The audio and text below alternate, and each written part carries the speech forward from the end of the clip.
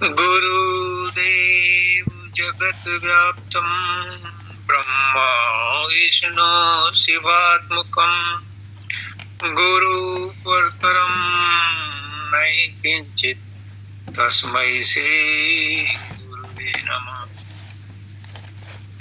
सर्वे भवन्तु सुखिनः सर्वे सन्तु निरामयाः सर्वे भद्राणि पश्यन्तु मा कश्चित् दुःखभाग् भवेत्। अखण्डमण्डलाकारं व्याप्तं येन चराचरं तत्पदं दर्शितं येन तस्मै श्री गुरुवे नमः। परम पूज्य परम आराध्य संत सद्गुरु हजूर पुष्करनाथ जी महाराज की पवित्र आत्माओं, सभी सत्संगी भाइयों बहनों माताओं बुजुर्गों बच्चों सबको राधा।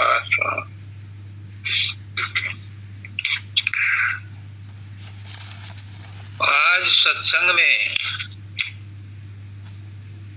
अमृत बरस रहा है। सत्संग में अमृत बरसता है, आज बरस रहा है। अमृत क्या होता है? जिसे पीने से आत्मा अमर हो जाती है। आत्मा तो अजर अमर अविनाशी है,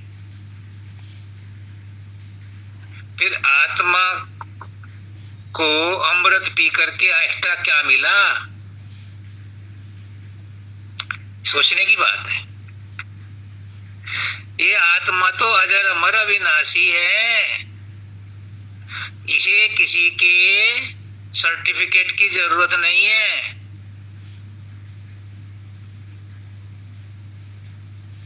मन है जो दुविधा में रहता है, मन है जो आवागमन में रहता है, मन है जिसमें वासनाएं हैं, मन है जिसमें इच्छाएं हैं, मन है जिसमें तृष्णाएं हैं, मन है जिसमें बंधन है, मन है जो बार बार जन्म लेता है और मरता है। मन भी नहीं मरता, माया मरी न मन मरे, मर मर गए शरीर, और आशा तृष्णा ना मरी कह गए दास कबीर। आशा तृष्णा नहीं मरती, मन भी नहीं मरता। फिर शरीर को बार बार जन्म लेना पड़ता है। क्यों? क्योंकि सूक्ष्म शरीर में आशाएं वासनाएं तृष्णाएं कामनाएं भरी पड़ी हैं। उन्हें पूरी करने के लिए प्रकृति प्रबंध कर देती है, शरीर प्रदान कर देती है। 84 लाख योनियां कोई सा भी दे दे, अनंत अनंत अनंत ब्रह्मांड है, कोई से ब्रह्मांड में भेज दे तो इनसे छुटकारा पाने के लिए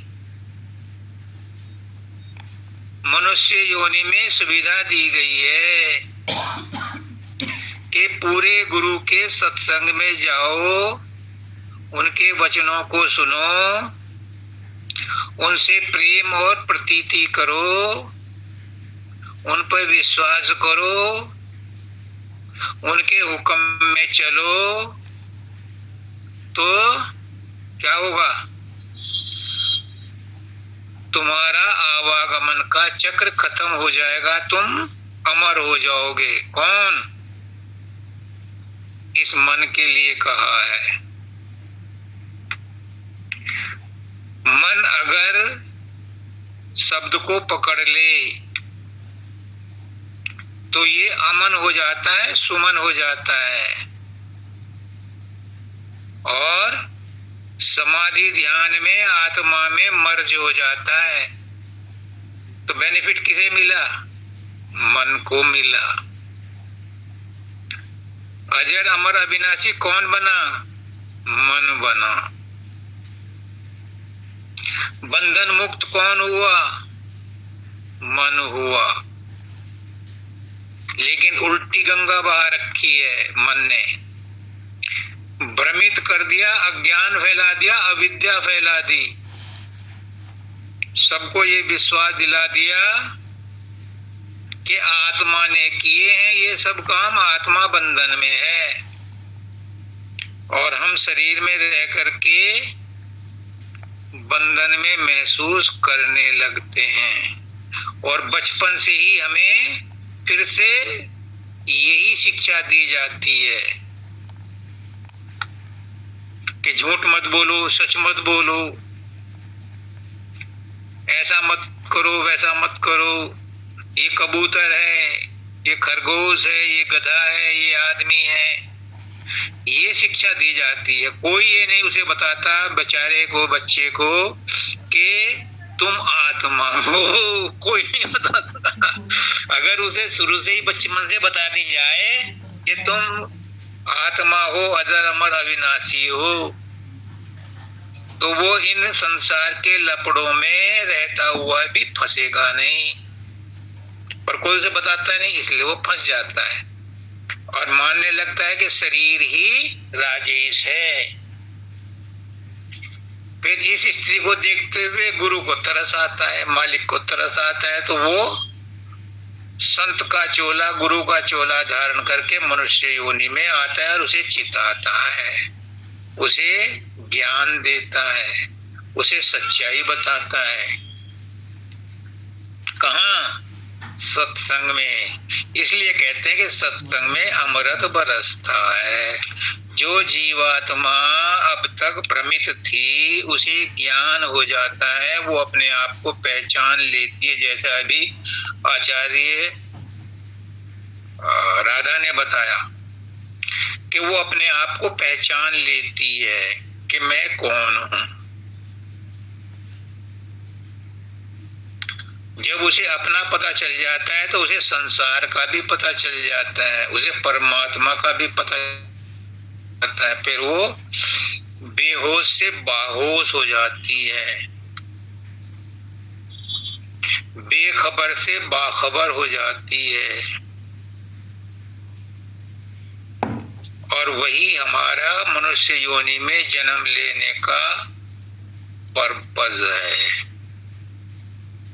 तो आज इस सत्संग में अमृत बरसा शुरू से ही, क्योंकि सबने ऐसी ऐसी बातें बताई जिससे आत्मा का जो अज्ञान है वो मिटता है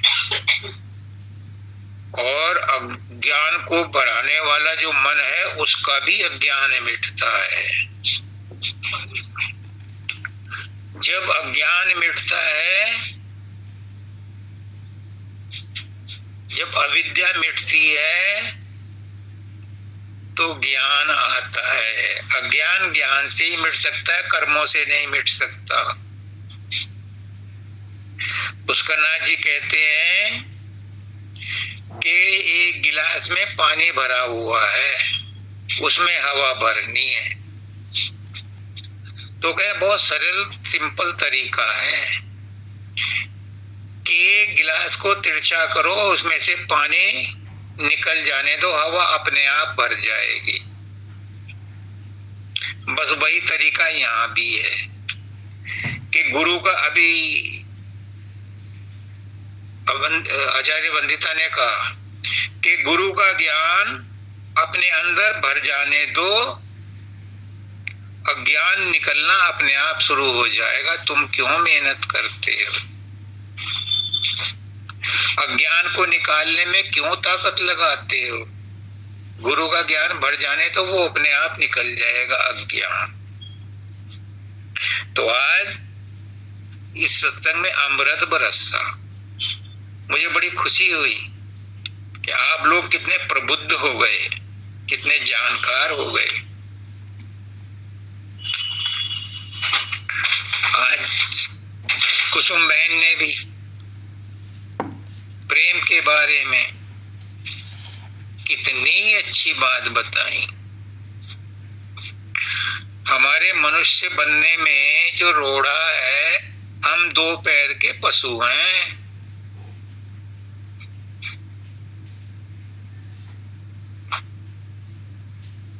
मनुष्य तो तब बनेंगे जब मनुष्यता का व्यवहार करेंगे, और मनुष्यता के व्यवहार में सबसे पहली शर्त है कि मनुष्य मनुष्य से प्रेम करे, फिर मनुष्य सबसे प्रेम करे। जब तक हमारे अंदर प्रेम नहीं है, हम मनुष्य नहीं हैं।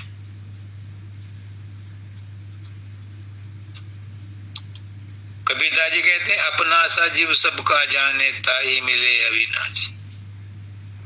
मनुष्य वही बन सकता है। कबीरदास जी और कहते हैं, मानुष बनकर ना जिया, जिया तो डांगर ढोर, और जीव किनारे ना लगा, लगा तो हाथी को।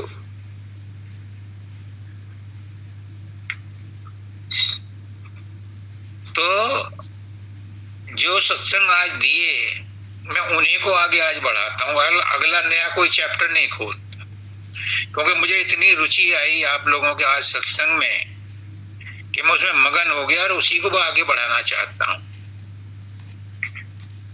माता जी ने कहा सबसे पहले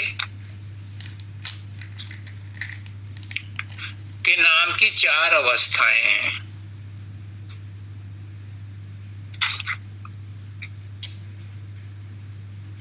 एक जन्म गुरु भक्ति कर, जन्म दूसरे नाम, और जन्म तीसरे मुक्ति पथ, चौथे में विश्राम। चौथी अवस्था विश्राम की है। अब समझने की और सोचने की बात है। बाबा फकीर ने भी लिखी है 5 नाम की व्याख्या, और व्यास वालों के यहाँ तो नाम ही 5 मिलते हैं पहले दिन ही। ये 5 नाम क्या हैं? ये उस अंतिम नाम, उस अंतिम अवस्था को प्राप्त करने के लिए 5 सीढ़ियां हैं। 4 सीढ़ियां तो ब्रह्मांड की हैं, और 5वीं सीढ़ी सतलोक की है। इसलिए मानव दयाल जी कहते थे, मुझे लिख के दिया है कि राजेश, जरूरी नहीं है कि स्वामी जी महाराज ने जो 5 स्टेजेस बताई हैं उन्हें सबको पार करना पड़े, या सब उनमें से गुजरे, कोई जरूरी नहीं है। संत सदगुरु वक्त किसी भी गुरुमुख को डायरेक्ट चौथे पद में पहुंचा नहीं, महासुन में पहुंचा सकता है। और महासुन क्या है? ये चारों के चारों महासुन तक जो है ब्रह्मांड की सबसे टॉप की अवस्था है, लेकिन है ब्रह्मांड में। तो सतगुरु वक्त क्या करता है कि इन चारों को पार ना करा करके इनके टॉप पर जाके बैठा देता है। जैसे संत मत में नीचे के 6 चक्र हैं, उनका अभ्यास नहीं कराते और सीधे तीसरे तिल पर अभ्यास करने को कहते हैं। यानी वो 5 चक्रों को लांग जाते हैं। तो ऐसे मानव दयाल जी ने कहा कि 4 चक्रों को लांग करके गुरु ब्रह्मांड के आखिरी चक्र महासुन में ले जाकर के बिठा देता है। तो नीचे के 4 चक्र महासुन तक ब्रह्मांड के पार्ट हैं, नीचे पार्ट हैं, नीचे के हैं। इनको क्रॉस करने की जरूरत नहीं है। अगर गुरु पूरा है और सत्संगी गुरुमुख है तो वो उसको पार करा देता है, नहीं तो सबको ये अभ्यास करना पड़ता है। वो रेयर केस होते हैं, स्पेशल केस होते हैं। सबको राष्ट्रपति फांसी की सजा से मुक्त नहीं करता, किसी किसी को करता है। उसकी मर्जी, सदगुरु की मर्जी, मालिक की मर्जी, जिसको चाहे वो ले जाए। सबके लिए एक रूल नहीं है। तो इन्होंने कहा 2.5 घड़ी के सत्संग से ढाई घड़ी का सत्संग बेटर है 100 बरस की इबादत से। लेकिन वो सत्संग पूरे गुरु का हो और पूरी लगन के साथ मुमुक्षु या जिज्ञासु उसे सुने। सत्संग में क्या होता है? सत्संग में गुरु सत्य का खुलासा करता है। और सत्य क्या है? उसका नाजी का ढोल बजाऊंगा। जो इन आंखों से दिखाई देता है वो सच नहीं है, लेकिन हम उसी को सच मान करके पकड़े बैठे हैं। और जो सच है वो इन आंखों से दिखाई नहीं देता, उसके लिए सूरत शब्द योग है। आप शब्द को पकड़ो, अंदर में चलो, पहले सुमरन करो, फिर ध्यान करो, फिर भजन करो, फिर गुरु का रूप प्रकट होगा, फिर प्रकाश प्रकट होगा, फिर शब्द प्रकट होगा। तब आपकी ये पांचों मंजिलें पूरी होंगी। तब आप विश्राम की चौथी अवस्था में पहुंचोगे। तो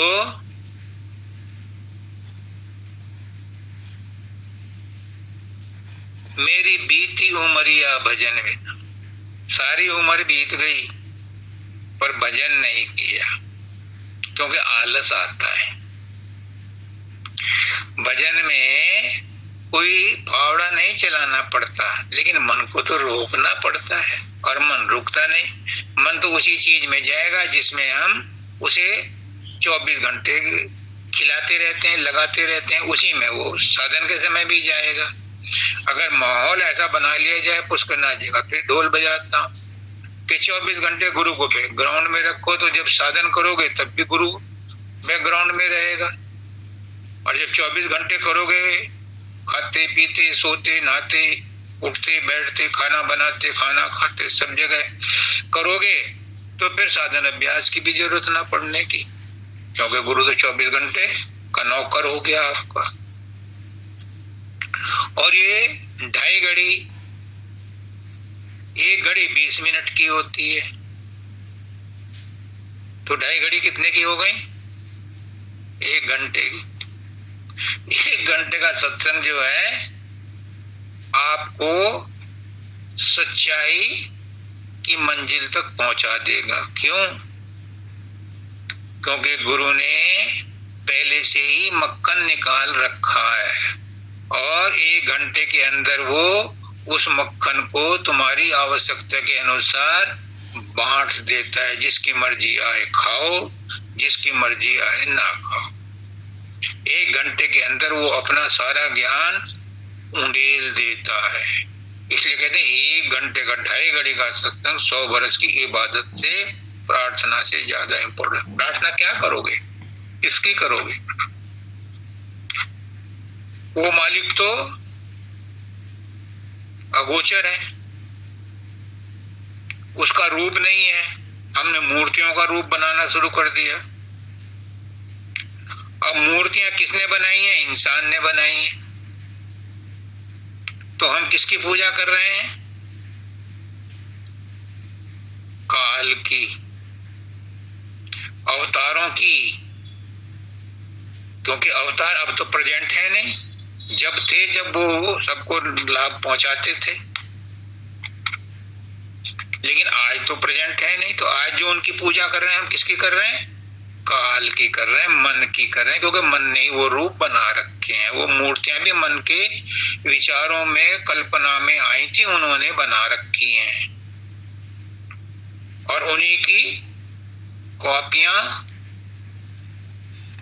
कागज पर, पत्थर पर, लकड़ी पर, सब जगह वही रिपीट होते जाते हैं।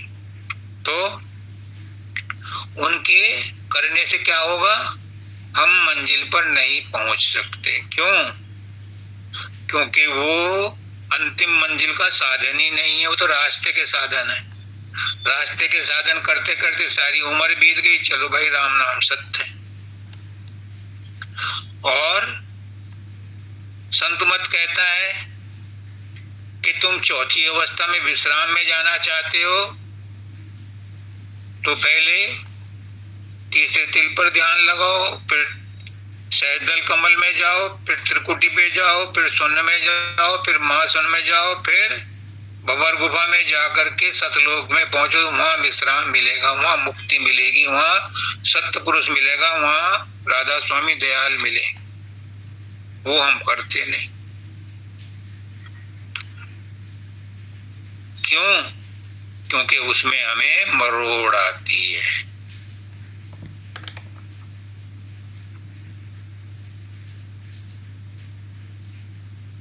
और मुक्ति क्या है? और मुक्ति किसे चाहिए? मुक्ति है उसके लिए जो बंधन में है।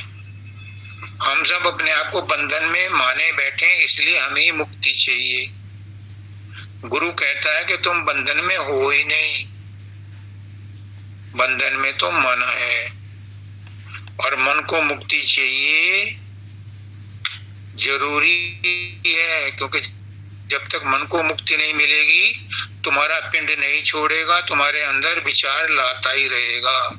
इसलिए मन को निर्मल करना बहुत जरूरी है। ये आज का नहीं है, अरबों खरबों जन्म जन्मांतरों से मन साथ लगा हुआ है। तो उसके ऊपर जो संस्कार बैठे हैं वो आत्मा को प्रभावित करते रहेंगे, करते रहेंगे, करते रहेंगे, जब तक के मन को निर्मल ना कर लिया जाए।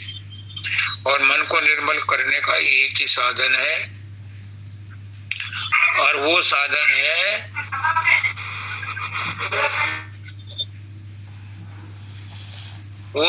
है सूरत शब्द योग, जो सतगुरु बतलाता है। इसलिए बहुत दिन बीत गए, अब थोड़ी रह गई। अगर बच्चा बार बार गलती करता है तो माँ चांटा मारती है, प्रेम से ही मारती है, पर मारती है। गुरु भी हमारी माँ है, वो भी चांटा मारता है। अब तक नहीं मारा और अब भी मारने की जरूरत नहीं पड़ेगी। गुरु तो समझाता है प्यार से कि भाई अब तो समझ जाओ, ये सुनहरा मौका है, बार बार नहीं अवसर प्राणी, ये बार बार अवसर नहीं मिलता है प्राणी। मनुष्य जन्म बार बार नहीं मिलता है, 84 लाख योनियों के बाद मिलता है। अब तो गुरु को बैठा लो मन में, अब तो सूरत शब्द योग कर लो गुरु के बताए हुए मंत्र के हिसाब से, और अपना जीवन सफल कर लो। अब तो चेत जाओ, पंथ में आए बने पंथाई, सूजी ने डगरिया भजन बिना। भजन नहीं किया इसलिए रास्ता नहीं मिल रहा, गुरु बता रहा है फिर भी नहीं आ रहा, क्योंकि चित नहीं लगाया सुमरन ध्यान। अभी आचार्य पंडिता ने बताया कि कैसे लगाना है, और ये कहने सुनने से नहीं आता। ये प्रश्न था विजय राम मिश्रा जी का कि सुमरन ध्यान भजन कैसे किया जाए, मन से कैसे किया जाए, अजप अजाप कैसे किया जाए।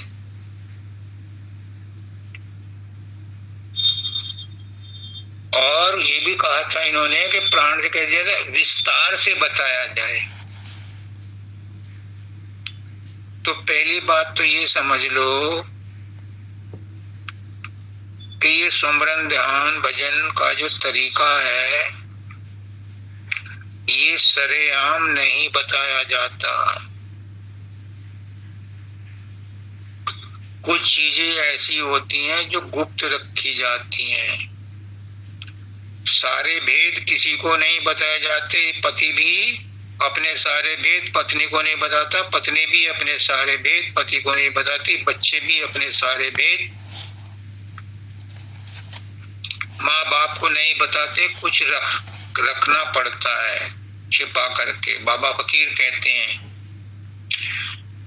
कि रहस्य को छुपा के रखा जाता है, रखना चाहिए। व्यवहार में तो जरूरी है और परमार्थ में भी जरूरी है। अगर भेद ना छिपा के रखा गया तो दो कौड़ी की जिंदगी नहीं रहेगी। इसलिए गुरु भी, कबीरदास जी ने कहा, धर्मदास तो है लाख दुआई बाहर नहीं का। धर्मदास उनका सबसे प्यारा भक्त था। हालांकि उनके 45-47 शिष्य थे, 45-46 गद्दियां बनी बाद में, लेकिन सबसे प्रिय धर्मदास थे। तो धर्मदास ने कहा कि महाराज, अगर सार वेद बाहर नहीं जाई तो लोग हंसा लोग के कैसे जाइए। हंस जो है, सुरते जो हैं, ये सतलोक को कैसे जाएंगी। तो उन्होंने कहा कि अधिकारी हो तो दिए बताई, जो अधिकारी हो उसे बता देना। और कैसे बता देना? स्वामी जी महाराज क्या कहते हैं, संत बिना कोई भेद न जाने, और वो तो ही कहें अलग में। तो मिश्रा जी, जो भी आपको भेद साधन अभ्यास का मानव दयाल जी ने बताया था, भूल गए, कोई बात नहीं, दोबारा बताया जाएगा। लेकिन उसके लिए एक शर्त है, गुरु पर विश्वास, श्रद्धा और प्रेम करना जरूरी है, तब वो दोबारा से भी बताएगा। और बिना गुरु के अगर मैंने यहाँ बता भी दिया बैठ करके, और उस समय गुरु का हाथ तुम्हारे सिर पर ना हुआ, तो बंदूक में गोली चलाने से जो फायदा होता है वो टारगेट को हिट करती है, वो नहीं होगा। आप पत्थर पे रख करके उस कारतूस को फोड़ दो तो वो टारगेट को हिट नहीं करेगी, उसके छर्रे तुम्हें और लग जाएंगे। तो अगर किताबों में पढ़ करके कोई नाम को जपता है या दूसरे से सुन करके कोई उन बातों को जो तुमने विस्तार से जानना चाहा है, अगर गुरु का हाथ सिर पर उस समय नहीं है, जिस समय गुरु नामदान देता है वो क्या करता है, शिष्य के सिर पर हाथ रखता है और वो ये बातें बताता है जो आपने पूछी हैं।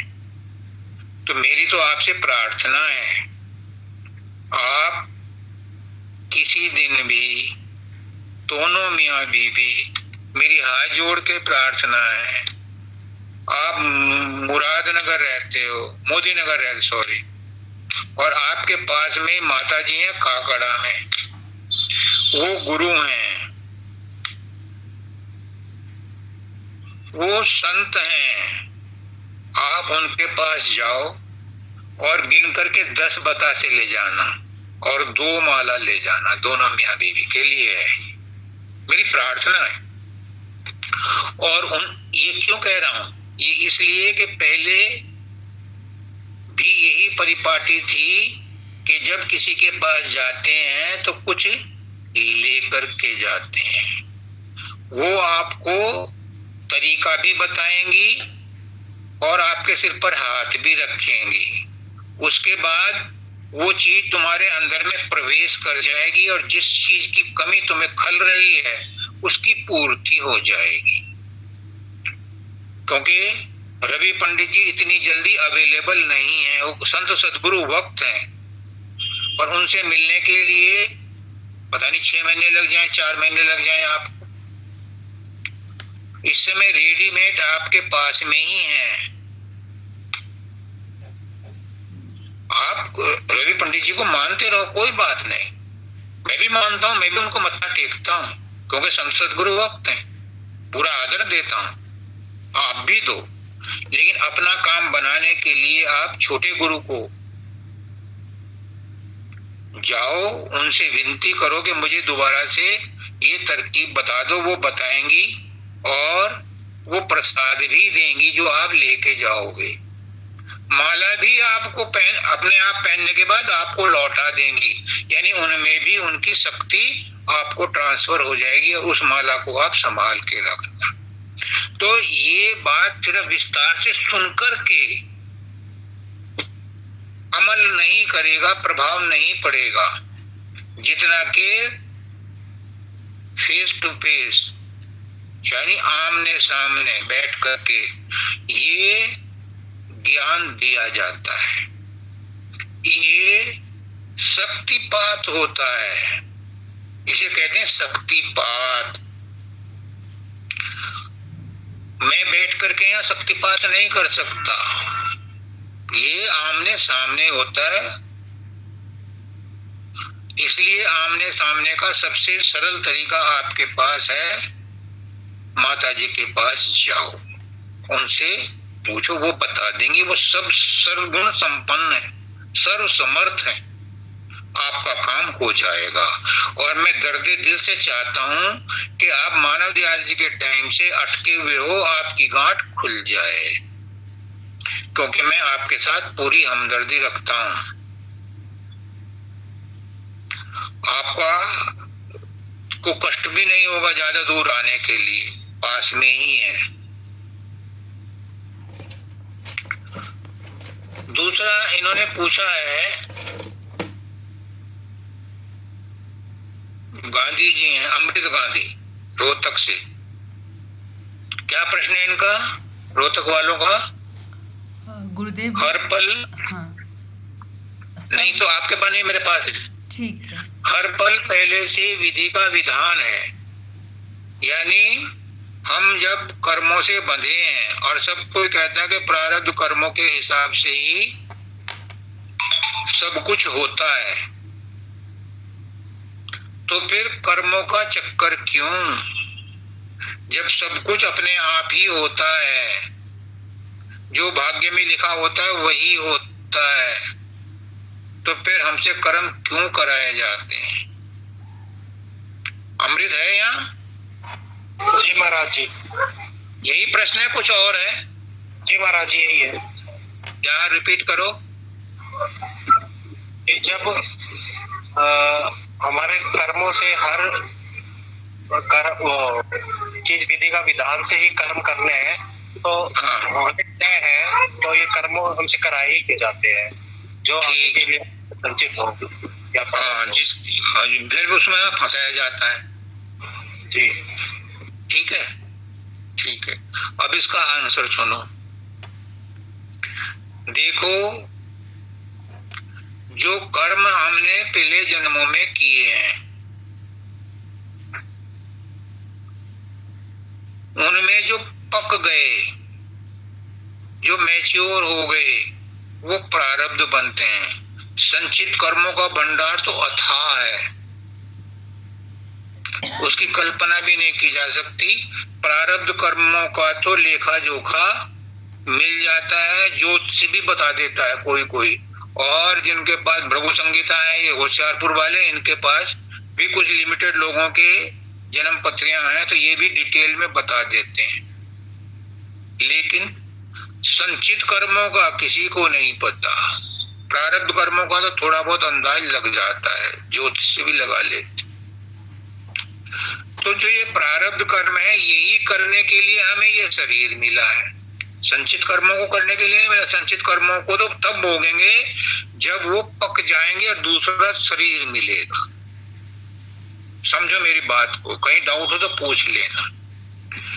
फिर हमसे संचित वो प्रारब्ध कर्म करवा करके हमें क्यों फंसाया जाता है? देखो, कर्म तो अटल है और कर्म का सिद्धांत भी अटल है। जो जस कीन सो तस फल चाखा, कर्म प्रधान विश्व करी राखा, जो जस कीन सो तस फल चाखा, ये अटल है। दूसरी बात जो संत कहते हैं वो भी सुन लो। संत कहते हैं कि तुम्हें शरीर मिला है, तुम्हें विवेक मिला है, तुम्हें बुद्धि मिली है, तुम्हें मन मिला है, तुम्हें इंद्रियां मिली हैं, तुम्हारे अंदर ऐसा मोटर लगा है कि तुम लाख कोशिश कर लो कि मैं कुछ ना करूं, पॉसिबल है ही नहीं। इस शरीर में रहते हुए तुम्हें कुछ तो करना पड़ेगा, और तुम नहीं करोगे तो ब्लड सर्कुलेशन तो अपने आप हो रहा है, पलकें भी अपने आप पटक पटक पटक करेंगी। मन भी चंचल है, कुछ ना कुछ सोच विचार करेगा। कुछ लोगों को पैर हिलाने की आदत है, कुछ लोगों को उंगलियां हिलाने की आदत है, कुछ लोगों को आंखें मटकाने की आदत है। शरीर में रहते हुए तुम निश्चल रह ही नहीं सकते। यहाँ तक कि कान खोल के सुन लो, स्वप्न में भी तुम हरकतें करते हो। स्वप्न में शरीर ही शिथिल होता है, मन वहां भी शिथिल नहीं, मन अपने घोड़े वहां भी दौड़ाता है। सिर्फ सुसुप्ति में 1 घंटे के लिए तुम शिथिल होते हो, लेकिन उसमें भी आत्मा चैतन्य रहती है, सब कुछ सोचती है, देखती है, और वही कहती है कि आज बड़ी अच्छी नींद आई। आत्मा ही कहती है, क्योंकि उस समय जागृत थी। निचोड़ ये है कि जब हम कुछ नहीं करते तब भी बहुत कुछ करते हैं, और जो भी हमारे प्रारब्ध कर्म है उनके हिसाब से हमें मजबूरन होकर डंडे मार के वो कर्म करने पड़ेंगे। पड़ते हैं, सब करते हैं, संत महात्मा भी करते हैं, राम ने भी किए, कृष्ण ने भी किए, बुद्ध ने भी किए, नरसिंह ने भी किए, वामन ने भी किए, कच्छप में भी किए, और मछली के रूप में आए तब भी कर्म करने पड़े। जो शरीर धारण करता है उसे कर्म तो करना पड़ेगा बाय डिफॉल्ट, क्योंकि शरीर है ही कर्म करने के लिए, और कराने का जिम्मा है इस मन का, इन इंद्रियों का। इंद्रियां कर्म करती हैं और मन उनका ठेकेदार है, उनका ऑफिसर है, उनसे काम करवाता है। अब मैं तुम्हारे काम की बात पर आता हूं कि जब ये हमसे कर्म करवाए जाते हैं तो फिर इनका दंड हमें क्यों मिलता है? इसका आंसर ये है कि तुम्हारे पास चॉइस है क्या, कि तुम सोच समझकर ऐसा काम करो जो काम ना बने, जो कर्म ना बने, जो आगे का भुगतान के लिए ना बन जाए। ऐसा कर्म मत करो। संत क्या कहते हैं, गुरु क्या कहता है? निष्काम कर्म करो, यानी जो भी कर्म करो उसमें फल की इच्छा मत रखो।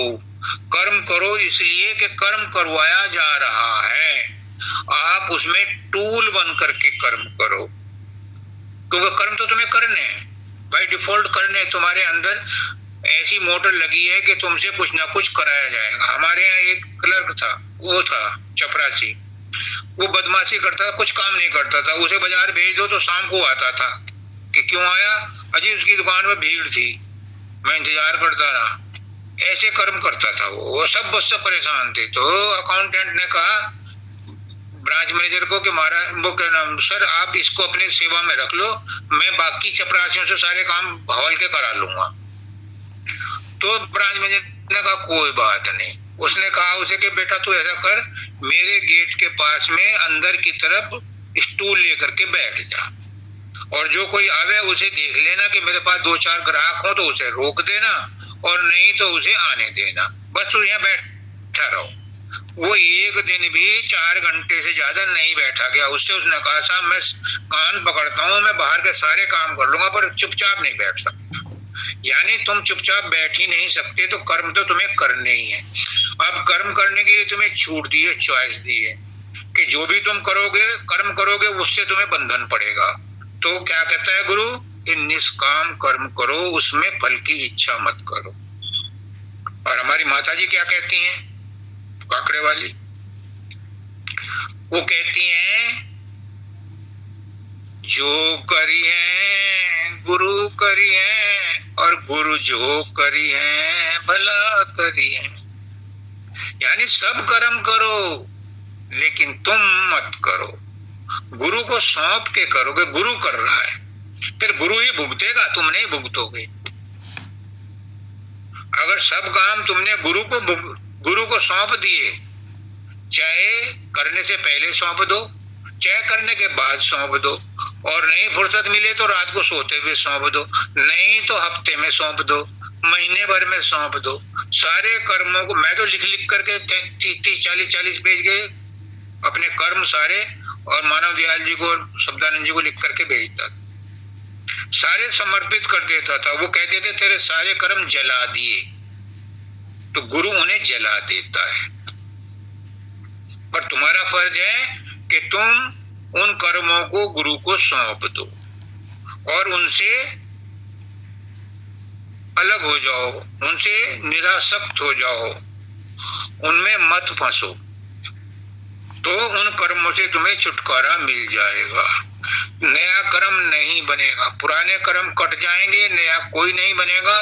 पुष्करनाथ जी कहते हैं कि जिसके कर्म कट गए, कर्मों की टोकरी खाली हो गई, नया कोई बना नहीं, तो वो कहाँ जाएगा? उसकी मुक्ति हो जाएगी। उसकी किसकी? आत्मा की भी और मन की भी मुक्ति हो जाएगी।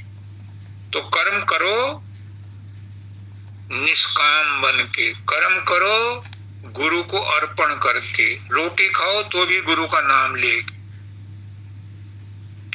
तुम्हारी प्रसन्नता के लिए रोटी खा रहा हूं, तुम्हारी प्रसन्नता के लिए नौकरी कर रहा हूं, ये परिवार तुम्हारा है, तुम्हारे लिए नौकरी कर रहा हूं। जो भी कर्म कर रहा हूं तुम्हारी प्रसन्नता के लिए कर रहा हूं। जब तुम सब कुछ उसे सौंप दोगे तो फिर तुम्हारे ऊपर बोझ नहीं रहेगा, मन हल्का हो जाएगा, मन निर्मल हो जाएगा, मन शांत हो जाएगा, और तुम्हारे अंदर जो सूरज सब योग की इतनी चर्चा हो रही है वो भी करने की जरूरत नहीं पड़ेगी। सुमरन ध्यान अपने आप हो जाएगा जब मन निर्मल हो जाएगा। मन को निर्मल करने के लिए तो सुमरन ध्यान कर रहे हैं, और अगर तुमने ये फॉर्मूला अपना लिया तो उसमें भी हेल्प हो जाएगी।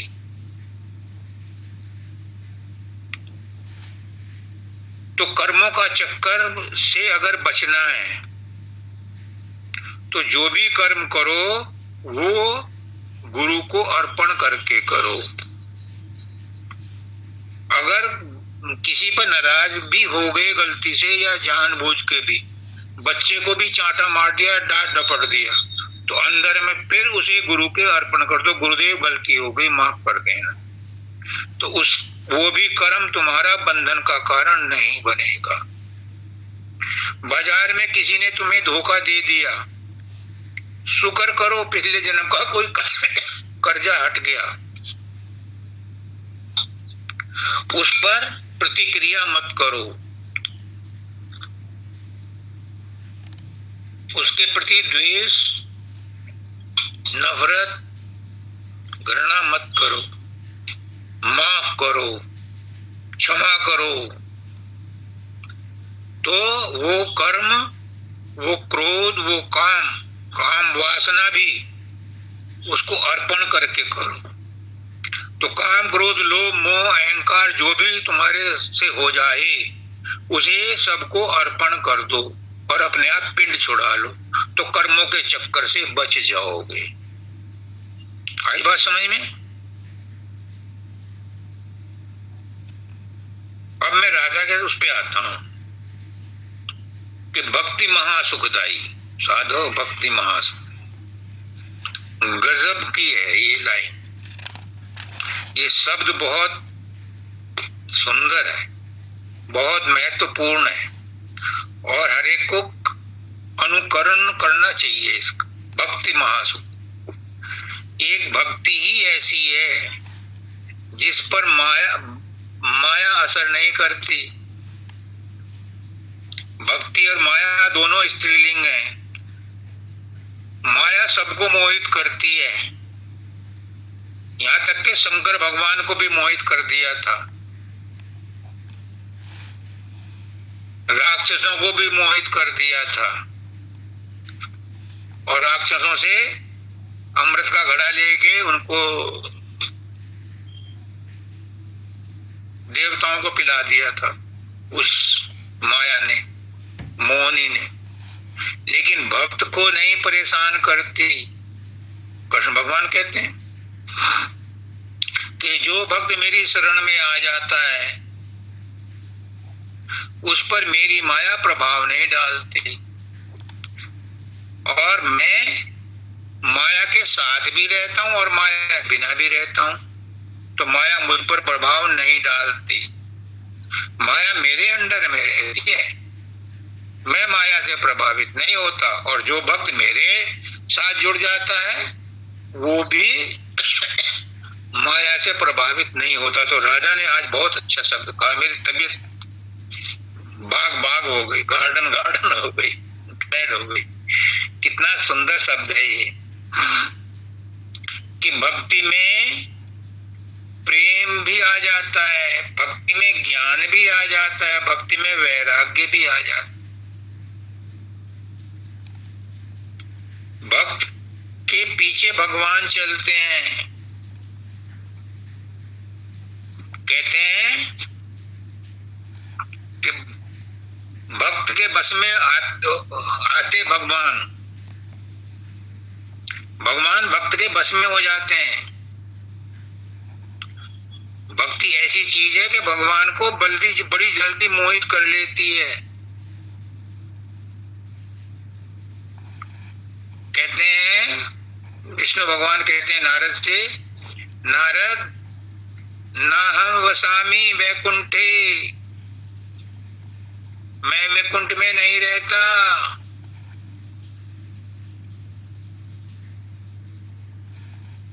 ना मैं तीर्थों में रहता हूँ, ना मंदिरों में रहता हूँ। कहाँ रहता हूँ? जहाँ मेरे भक्त मेरा कीर्तन करते हैं, मैं भक्तों के हृदय में रहता हूँ। अब बताओ, भक्ति ऐसी अनमोल चीज है कि भगवान उसके हृदय में आके विराजमान हो जाते हैं। दाता दयाल कहते हैं, ये तो पुराने जमाने की बात है जो मैं बताई आपको। दाता दयाल कहते हैं इसी युग के आदमी कि उस खुदा को कहीं रहने का ठिकाना नहीं है, वो मेरे दिल में आके बसता है, क्योंकि मैं उससे मोहब्बत करता हूँ, मैं उसकी भक्ति करता हूँ, इसलिए वो खुदा मेरे दिल में रहता है, यहाँ रहता है। तो भक्ति वो चीज है कि खुदा को भी बस में कर लेती है। पुष्कराज जी कहते थे, तुम गुरु को रिझा लो और फिर उंगली पर नचाओ। गोपियां नहीं नचाती थी कृष्ण को, लल्ला हम तुझे छाछ देंगी, नाच के दिखा, और नाचने लगते थे कृष्ण भगवान छोटे बच्चे। क्यों? क्योंकि उनसे प्रेम करते थे। गोपियां उनसे प्रेम करती थी, वो गोपियों से प्रेम करते थे। क्या छाछ की कमी थी उनके यहाँ? नहीं, वो प्रेम में सराबोर होते थे। इसलिए भक्ति और प्रेम एक ही है, भक्ति और ज्ञान एक ही है, भक्ति और वैराग्य एक ही है, भक्त और भगवान एक ही है। काकड़े वाली माता जी रोज कहती हैं, हम सब एक हैं, क्योंकि हम सब भक्त हैं और भगवान के साथ एक हैं। मैंने पुष्करनाथ जी को कहा, उन्होंने कहा मुझे, राजेश तू और मैं एक हैं। तो मैंने कहा महाराज जी शरीर तो अलग अलग है।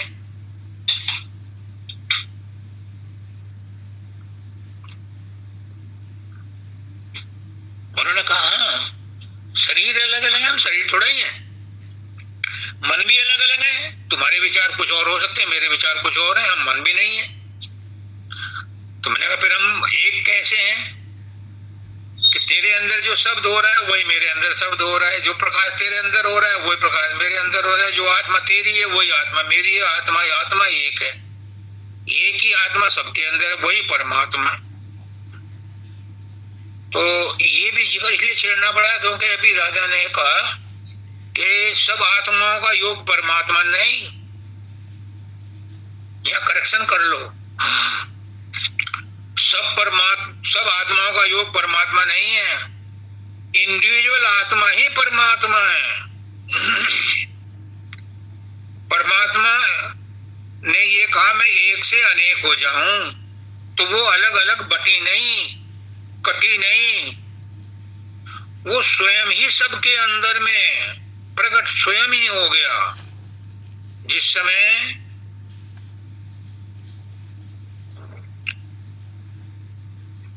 लंका में युद्ध हो रहा था तो रावण ने अपने आप को अनेक रूपों में बांट दिया और सारे बंदर बेचारे घबरा गए। जब राम को पता चला तो राम ने एक बाण छोड़ा और वो सारी माया खत्म कर दी। लेकिन उन्हें एक बात का एहसास हो गया कि एक से अनेक हुआ जाता है। जब वो लंका जीत करके अयोध्या में आए तो इतनी प्रजा इकट्ठी हो गई कि उन सब से मिलना तो हफ्ते 10 दिन का काम हो जाता। उन्होंने क्या किया, वही ट्रिक अपनाई जो रावण ने अपनाई थी, एक से अनेक हो गए और सबसे मिले और सबने यही सोचा कि राम मुझसे ही मिले। और द्वापर में भी करा कृष्ण भगवान ने, जब रासलीला करी थी तो उस दिन भी उन्होंने एक से अनेक हो गए। हर गोपी ये सोचते मेरे साथ ही रास कर रहे हैं। इसलिए वो आत्मा बटी नहीं, उन आत्माओं का योग परमात्मा नहीं है, इंडिविजुअल आत्मा ही परमात्मा है। आपकी आत्मा मेरी आत्मा अलग अलग नहीं है, एक ही आत्मा के अलग अलग रूप है। उसी आत्मा ने अलग अलग कपड़े पहन रखे हैं। एक ही आत्मा है जो परमात्मा के नाम से जानी जाती है। उसी ने विभिन्न रूप धारण कर रखे हैं। जैसे राम एक ही थे, उन्होंने विभिन्न रूप धारण कर लिए, ऐसे ही वो आत्माएं मिल करके परमात्मा नहीं बनती ना।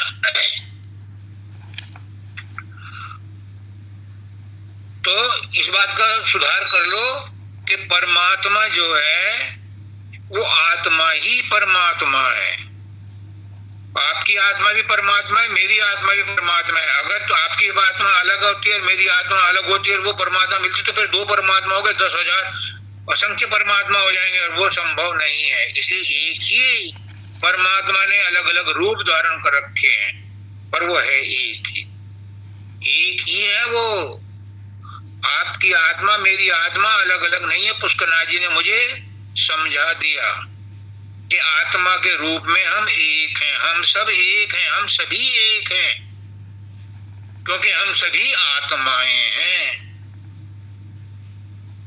हम शरीर नहीं हैं, हम मन नहीं हैं, हम सब आत्मा हैं। और आत्मा भी अलग अलग नहीं है, एक ही आत्मा अलग अलग रूपों में भाषित हो रही है, दिखाई दे रही है नाटक में।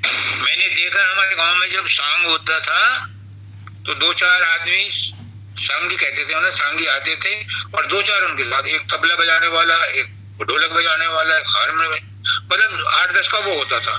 तो मैं देखता था उन्हें कि 2-4 आदमी उनमें ऐसे होते थे कि वो भेष बदल बदल करके कभी राजा हो गया, कभी वो सिपाही बन के आ गया।